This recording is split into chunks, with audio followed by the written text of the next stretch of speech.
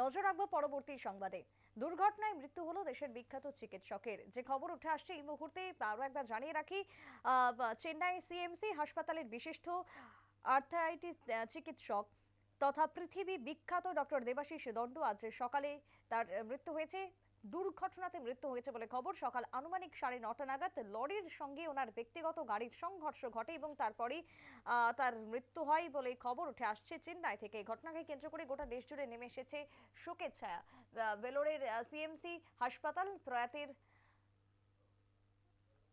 বাড়ি সাব্রুমের সাজ্জাদ এলাকায় বলে খবর। চেন্নাইয়ের হাসপাতালের চিকিৎসক ছিলেন তিনি এবং গোটা দেশের যে 10 জন চিকিৎসক তার মধ্যে অন্যতম ছিলেন এই চিকিৎসক, অর্থাৎ দেবাশিস দণ্ড ছিলেন অন্যতম।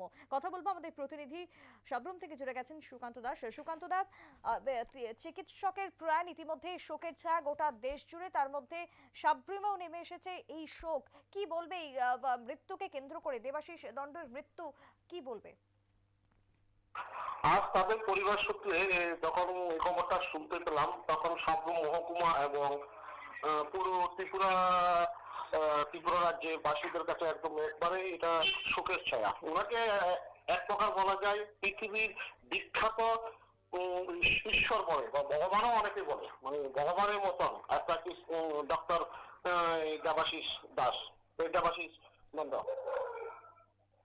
একেবারে। এবং প্রয়াতের বাড়ি সাব্রুমের সাজ্জাদ এলাকায় যে খবর আমরা পাচ্ছি, সেই জায়গায় পরিবারে এই মুহূর্তে কেউ কি রয়েছেন বা কোনো প্রতিক্রিয়া কি পাওয়া গেছে?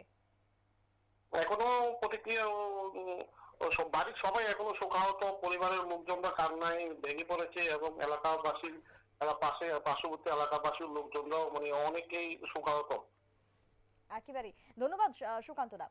কথা বলছিলাম সাব্রুমের প্রতিনিধি সুকান্ত দাসের সঙ্গে। তবে সিএমসি হাসপাতালের বিশিষ্ট চিকিৎসক, পৃথিবী বিখ্যাত চিকিৎসক ডক্টর দেবাশিস দণ্ডের প্রয়াণ ঘটলো আজকে দুর্ঘটনায়, বা গাড়ি দুর্ঘটনায় মৃত্যু হয় আজকে সকালে। তার বাড়ি ছিল সাব্রুমের সাজ্জাদ এলাকায়। ত্রিপুরাবাসী তো শোকাহত বটে, তার সঙ্গে গোটা দেশে নেমে এসেছে শোকের ছায়া।